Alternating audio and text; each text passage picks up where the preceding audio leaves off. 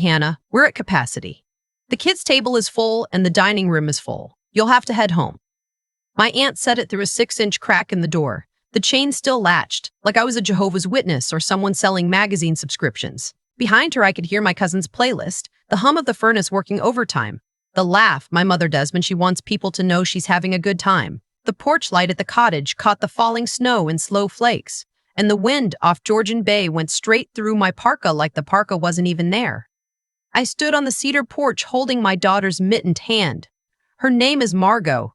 She's 7. She had been counting down the sleeps to Christmas Eve at the cottage for a month, and she was wearing the red velvet dress I'd ironed at 6:30 that morning before we made the 4-hour drive up from Mississauga.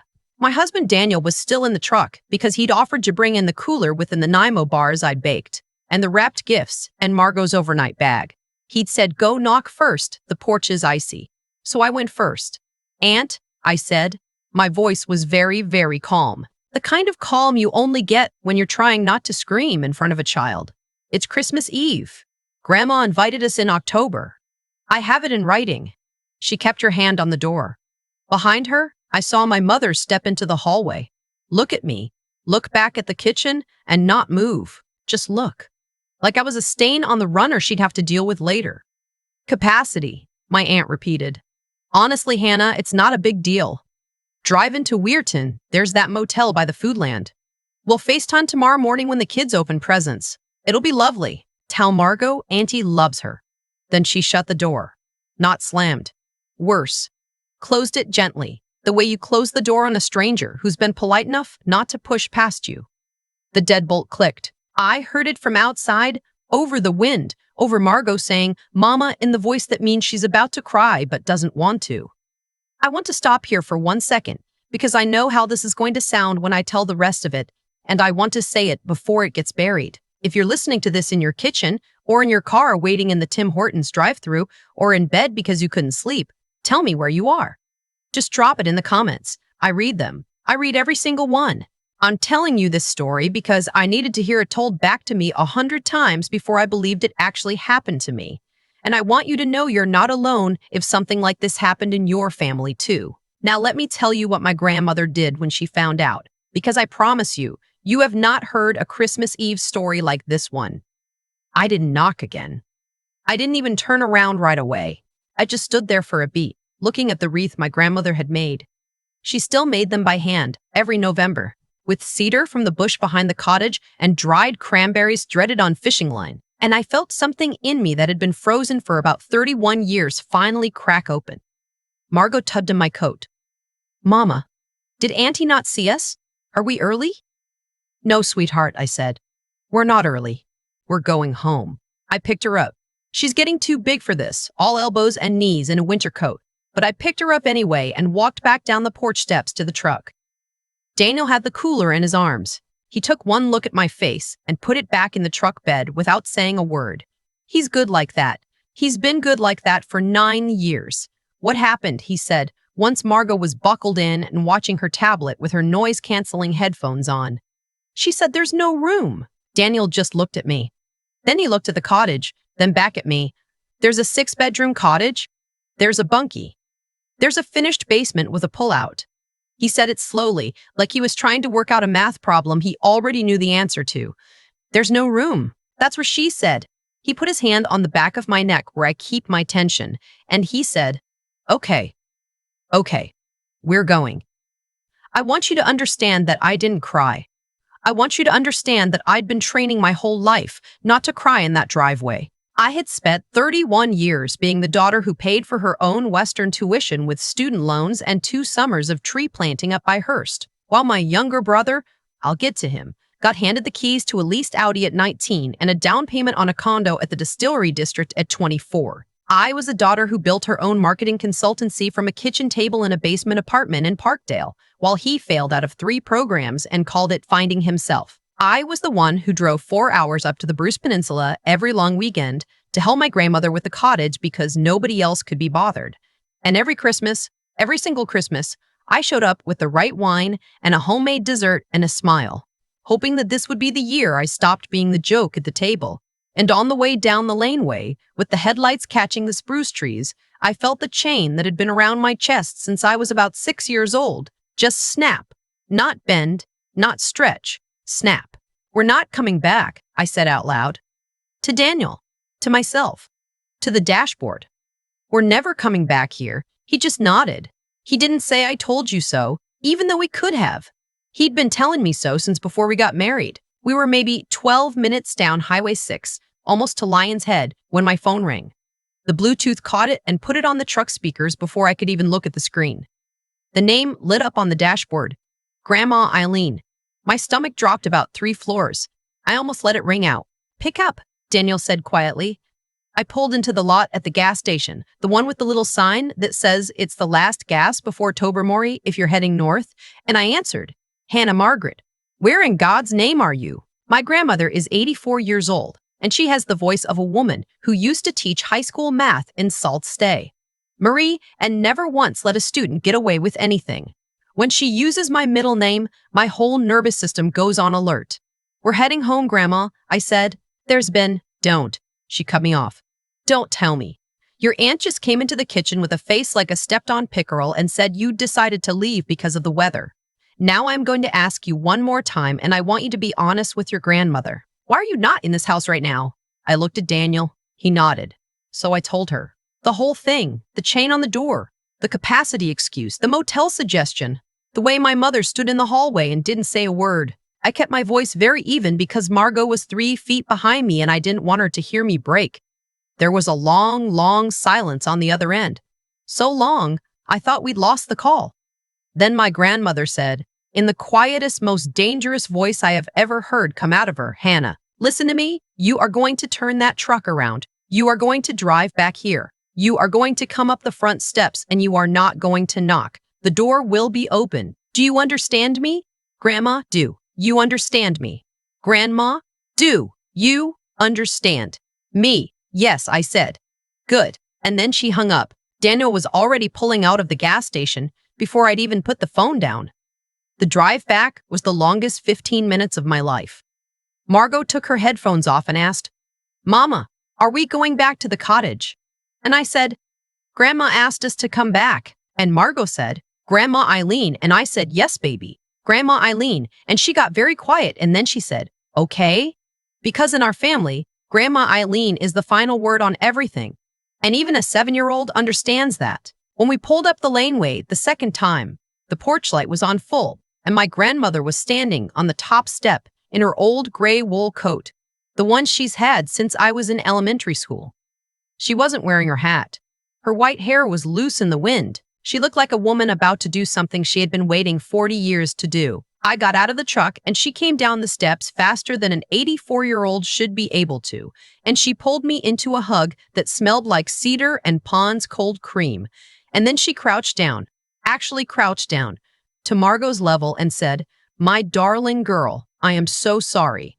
I was upstairs wrapping a present for you and I did not know you had arrived. Will you please come inside? There is a stocking with your name on it on the mantel and a hot chocolate I am about to make. Margot's whole face changed, just like that. The way only a kid's face can. My grandmother stood up. She held Margot's hand on one side and mine on the other. Daniel walked behind us with the cooler, and we went up those steps together. When we walked into the great room, the music stopped. Somebody had been playing the Boney M. Christmas album, my grandmother's favorite. And somebody, my brother, probably, he's a coward about silences, turned the volume down without being asked. There were maybe 20 people in that great room. My parents, my aunt and uncle, my brother, his new girlfriend, a woman I'd never met, a handful of my grandmother's friends from the township, neighbors from up and down the shore road, the McKinnons from the next property over. The fire was going. The tree was lit. Somebody had set out my grandmother's good china, the Royal Doulton with the green border, on the long table. My mother saw me and her wine glass shook. Just a tiny tremor. But I saw it. My grandmother walked to the center of the room, still holding Margot's hand, and she said, in that math teacher voice that used to make grown men sit up straighter, could I have everyone's attention, please? Just for a moment. The room went quiet so fast you could hear the fire pop. Marlene, my grandmother said, would you come here, please? My Aunt Marlene took about 4 very small steps forward. She had her hostess smile on, the one she puts on for the church potluck, but her eyes were doing something else. Her eyes were looking for the exits. "Marlene," my grandmother said, "I would like you to explain to me, in front of everyone here, why my granddaughter Hannah and her family were standing on my front porch in a snowstorm 40 minutes ago, being told there was no room for them at this Christmas." Aunt Marlene laughed, the wrong kind of laugh. "Mom, it wasn't like that. There was a misunderstanding about the RSVP, and with the catering numbers I just thought, you thought," my grandmother repeated, "or you lied." "I didn't lie," my aunt said, and her voice climbed a full octave. "I just wanted everything to run smoothly. I'm only human, Mum. I'm only—" My grandmother reached into the deep pocket of her wool coat and took out her phone, an iPhone. My cousin had set her up with one 2 years ago, and she'd taken to it like she'd been waiting her whole life for the technology to catch up to her. "Funny thing," she said. "About 30 minutes ago, I was in the upstairs hallway, and I happened to look at the app on my phone that shows me the doorbell camera. The one Daniel installed for me last summer because I was getting too many parcel thieves." She tapped the screen, and the room filled with my aunt's voice. Tinny, but perfectly clear, coming out of the iPhone speaker my grandmother held up like she was leading a hymn. "Sorry, Hannah, we're at capacity. The kids' table is full. You'll have to head home. Drive into Weirton. There's that motel." Then Margot's small voice. "Mama, did Auntie not see us? Are we early?" The whole room flinched. I watched it happen. The McKinnons turned to look at my aunt. The neighbors from down the shore stopped pretending to not be listening. My uncle stared at the carpet. My father stared at the ceiling. My mother put her wine glass down very, very carefully on the side table, like she was worried it might shatter on its own. "There is always room in this house," my grandmother said. Her voice was shaking, but not the way you shake when you're scared. The way you shake when you've been holding something back for a long time and you have finally decided to put it down. "There has always been room in this house. The only thing that doesn't fit in this house is people who would close the door on a child on Christmas Eve." "Mum," my mother said, "please, let's just sit down. Let's just have dinner. We can talk about this in—" "We are not having dinner yet, Diane." My grandmother turned. Her eyes moved past my mother and stopped on my brother, who'd been very, very still on the leather couch by the fireplace, holding his new girlfriend's hand a little too tight. "Tobias, sweetheart," my grandmother said, "could you do something for me?" "Yeah, Grandma, of course. Could you go into the dining room and bring out the silver service from the buffet? I want to use the good silver tonight. The Birks tea set that your great-grandfather brought back from Halifax in 1951. We should be using it. It's Christmas." My brother went the color of a man who's just heard a siren behind him. The girlfriend let go of his hand without seeming to know she was doing it. He said, "Grandma, I don't know if that's a hassle to get out we don't really need." "I would like the silver," my grandmother said. "Please, it's not in the buffet right now." My grandmother's eyebrows went up. "Oh, where is it?" Dad," my brother said, turning to my father. "Wasn't it being cleaned?" My father said, much too loud and much too fast. "We sent it out for cleaning, Mum. As a surprise. We thought it would be nice to have it polished up for the new year." Place in Owen Sound. My grandmother nodded slowly, the kind of slow nod that is not actually agreement. "Owen Sound," she said. "Which place?" "Oh," my father said. "You know, the silversmith there. The good one." My grandmother reached into her other coat pocket, and this time what she took out was a slip of yellow paper, not even folded, just flat, in her hand, like she'd been carrying it around all day, waiting for this moment. "Is Maple Pawn and Loan on 10th Street West a silversmith now, Dennis? They've certainly diversified." My father's mouth opened, closed, opened again. "I found this tucked into the back pocket of a pair of jeans," my grandmother said, very calmly. "The jeans were in the laundry hamper in the bunkie, where Tobias has been staying since November when his lease was up in the city and we said he could stay until he got back on his feet. $1,200, the slip says, for a sterling silver tea and coffee service. 1951. The replacement value on the insurance is $46,000. The girlfriend on the couch made a small noise. My brother stood up. "Grandma, I was going to get it back. It was just temporary. I had a thing with—" "You had a thing. The cryptocurrency," he said, And I swear to you, in that moment, the sound of my grandmother breathing in through her nose was the loudest sound in the room. I had a thing with the crypto, and I just needed to cover a margin call, and I was going to. My grandmother turned to my mother. "And you knew," she said. My mother started to cry, the cry I had seen 1,000 times, the cry that always worked. "Mom, I didn't know about the silver. I swear to God I didn't know." "You knew enough not to want Hannah in this house tonight," my grandmother said, "because Hannah is the only one in this family besides me who would have noticed the silver was gone the second she walked into that dining room. Because Hannah polished that silver every Christmas Eve from the time she was 12. Because Hannah is the only person in this family with the integrity God gave a lake trout, and you knew that, and so you stood in my hallway and you watched your sister close the door on her and you said nothing." My mother just cried harder. "I want you to understand something.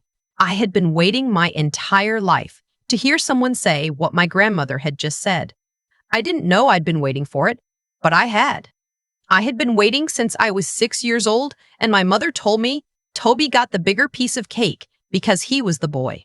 I had been waiting since I was 9, and I came home with a perfect report card, and she said, 'Don't show off in front of your brother. His marks aren't as good.' I had been waiting since I was 19, and I told her I'd gotten into Western on partial scholarship, and she said, 'Well, we can't help you with the rest. Your father just bought Tobias the Audi.' I had been waiting my whole life. And here it was, in a great room on the Bruce Peninsula, with 20 witnesses, and I wasn't crying. I was just standing there, holding my daughter's hand, listening to my grandmother say what nobody had ever said. My grandmother turned around, slowly, in a full circle, so she could look at every face in that room. Marlene, Dennis, Diane, Tobias. The 4 of you have lived rent-free, on and off, in the cottages on this property for the better part of 2 decades. You have used my house as your bank, your storage unit, and your personal hotel. You have, between the 4 of you, decided that the granddaughter who built her own life from nothing and the great-granddaughter who is 7 years old and sitting on my floor right now were not worth a place at the dinner table tonight." She paused. "You will pack your bags. I am not putting you out tonight. It's Christmas Eve, and I am not a monster. You can sleep in the bunkie tonight, all 4 of you, since Tobias is already paying it the courtesy of his presence. But by noon tomorrow, on Christmas Day, you will be off this property. Tobias, you will return what you can of the silver, and we will be having a longer conversation about the rest with the OPP, because $46,000 is not a misunderstanding. It is theft. Marlene, Diane, Dennis, I will be calling Mr. Dulles Baudouin at the firm in Owen Sound on the 27th, the moment his office opens. I am restructuring the estate. The cottage, the property, the investments, the trust, everything will go to Hannah, held in trust for Margot. Effective immediately, with my lawyer present." My mother whispered, "Mom, you can't." "I can," my grandmother said. "I built it, every dollar of it, with your father, God rest him, and I will leave it to whoever I damn well please." The room was so quiet, I could hear the fridge in the kitchen kick on. "You can't just give it all to Hannah," my mother said, louder this time, because the cry hadn't worked, and now she was angry. She lives in Mississauga. She's never going to come up here. She'll sell the cottage in 6 months. She's just what, Diane?" My mother didn't finish the sentence. I think because for the first time in her life, she'd actually heard herself before the words came out. I looked at my mother. I really looked at her. Not the way I'd looked at her my whole life. Like a kid trying to read a weather forecast for whether today was a good day to ask for something. I looked at her like an adult looks at another adult, and I saw a 60-year-old woman in a Holt Renfrew sweater clutching a wine glass on a side table with mascara running into the wrinkles around her mouth, and I felt almost nothing. A small sad thing like watching someone lose a parking spot. And then nothing. "I'm her," I said. My mother looked at me. "You said, I'm her. Just say it, out loud, in front of everyone. What is the rest of that sentence?" She didn't say it. I picked Margot up. She wrapped her legs around my waist. She was a little too heavy and a little too old, and I didn't care. "You told me to go home," I said to my mother, and to my aunt, and to my father, and to my brother. "So I'm doing what you told me to do. Margot and Daniel and I are going home. Except home is here now. So you're the ones who need to leave." I gestured at the front door. The wreath was still on it. The cedar I'd watched my grandmother weave in October. There's a day's inn in Weirton, I said. By the Foodland. I hear it's lovely. My uncle made a small sound that was almost a laugh and stopped himself. The McKinnons did not stop themselves. My father took my mother's elbow. My aunt grabbed her purse off the bench by the door. My brother stood there for a second longer, like he thought somebody was going to call him back, and when nobody did, he followed. The door closed behind them. Softly. The way my aunt had closed it on me and Margot 45 minutes earlier, my grandmother let out a breath. I think she had been holding since about 1986. Then she clapped her hands once, the way she used to in her classroom, and she said, "All right, we have a turkey. We have a pyre. We have bonium, let's eat. The fire is going right now as I'm telling you this." It's a year later. Margot is on the rug with her cousin. My cousin Joanne's daughter, the cousin who actually showed up at the front door that Christmas Eve and helped me carry the cooler in after my parents left.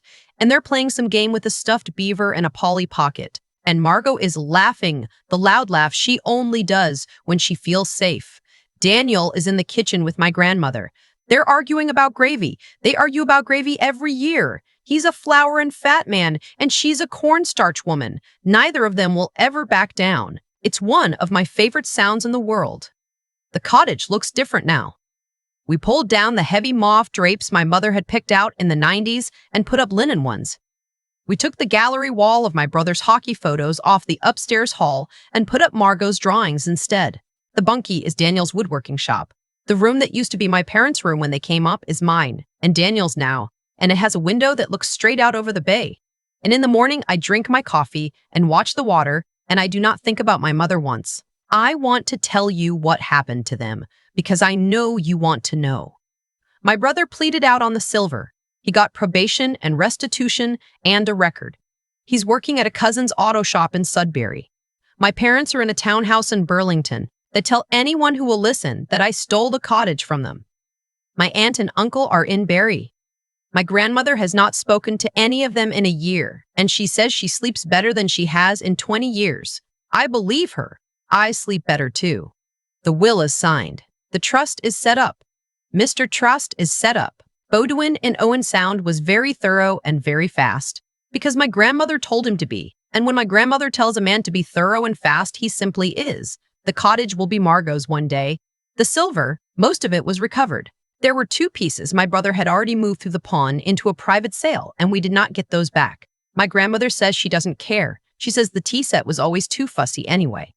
I want to say one more thing, and then I'll let you go. If you are listening to this, and you are the one who paid for your own school, the one who never got a down payment, the one who drove the 4 hours every long weekend, the one who polished the silver, the one who showed up, and they still left you on the porch, I need you to know something. You are not too much. You are not the difficult one. You are not the one who needs to try harder next year, or send a better card, or bring a more expensive bottle, or be a little less yourself so they have less to complain about. You are standing on the wrong porch. That's all it is. You are standing on the wrong porch in the wrong storm, waiting for the wrong people to open the wrong door. Turn around. Get in your truck. Drive. If you're lucky, somebody will call you and tell you to come back. If you're not, you build the porch yourself. You hang the wreath yourself. You make your own Christmas, and you put the names you love on the mantle, and you sit by your own fire with the people who would never, ever leave you out in the cold. I promise you, the fire is warmer over here. Merry Christmas. Tell me where you're listening from. I really do read everyone. I've thought about that night on the porch 1,000 times since it happened.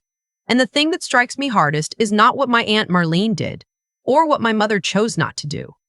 It's how long I've been training myself to accept it. 31 years of small lies told to me about my own worth, and I'd memorized every one of them like a script. The cake was bigger for Tobias because he was the boy. The Audi was for Tobias because he had pressure I didn't understand. The cottage capacity was full because, somehow, I always took up too much room just by existing. I told myself those things were true because the alternative, that the people who were supposed to love me first had simply chosen not to, was a thing my heart couldn't carry yet. But here's what I've learned, and I want to leave you with it. Every single thing that happened in that great room on the Bruce that night was a consequence. Not luck. Not a Christmas miracle.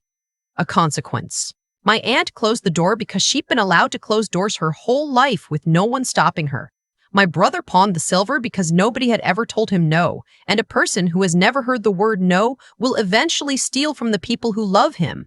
My mother stood in that hallway and said nothing because she had built a marriage and a motherhood out of saying nothing, and the silence had finally calcified into the only language she spoke. They reaped what they had planted, slowly, over decades, in the soil of our family, and my grandmother Eileen reaped what she had planted too. She'd been watching, quietly, patiently, installing a doorbell camera, keeping a pawn slip in her pocket, paying a lawyer in Owen Sound on retainer for the better part of a year. Her courage that night was not sudden. It was the harvest of a long, careful integrity. That is what an 84-year-old woman with a math teacher's spine looks like when her patience finally runs out. The thing I want you to take with you, if you take anything, is this. Goodness is not soft. Real decency has a backbone of iron in it. The kindest people I know are also the most honest, and the most honest people I know are the ones who eventually, when it counts, stop being polite about cruelty. You are allowed to be loving and clear-eyed at the same time. You are allowed to forgive without forgetting. You are allowed to walk away from a closed door and not spend the rest of your life knocking. Build the muscle for it now. Be honest in the small moments so you have the strength when the big one comes. Pay your own way when you have to, even when it's hard. Because the dignity you build with your own two hands is the only dignity nobody can take from you in a hallway on Christmas Eve. And when somebody finally opens the right door for you, walk through it. Don't apologize for the size of yourself. There was always room. The fire was always lit. You just had to find the porch where they'd been waiting on you all along.